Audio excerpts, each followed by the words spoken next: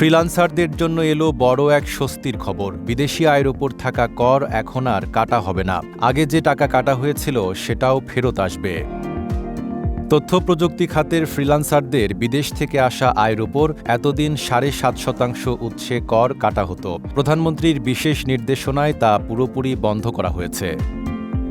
এদিকে বেসরকারি খাতের প্রতিষ্ঠান ডাচ বাংলা ব্যাংকও দ্রুত পদক্ষেপ নিয়েছে। ব্যাংকটি ফ্রিল্যান্সিং আয়ের উপর উৎসে কর কর্তন স্থগিত করেছে। একই সঙ্গে ইতিমধ্যে কাটা টাকা ফেরত দেওয়ার প্রক্রিয়াও শুরু হয়েছে। ডাচ বাংলা ব্যাংকের অফিসিয়াল ফেসবুক পেজে এক বিজ্ঞপ্তিতে গ্রাহকদের এই তথ্য নিশ্চিত করা হয়।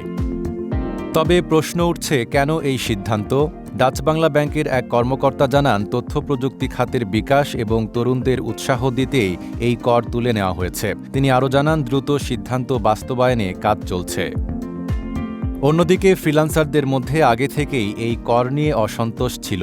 সামাজিক যোগাযোগ মাধ্যমেও বিষয়টি নিয়ে ব্যাপক আলোচনা হয়। জানা গেছে, বিষয়টি সামনে এলে উচ্চ পর্যায়ে আলোচনা হয়। এরপরই ফ্রিল্যান্সার ও কন্টেন্ট ক্রিয়েটরদের কর না নেওয়ার সিদ্ধান্ত আসে। এদিকে খাত সংশ্লিষ্টরা বলছেন, এটি বড় একটি ইতিবাচক পরিবর্তন। তাদের মতে এতে দেশের আইটি ও ফ্রিল্যান্সিং খাত আরও শক্তিশালী হবে। নাইম আরাবী, ঢাকা পোস্ট।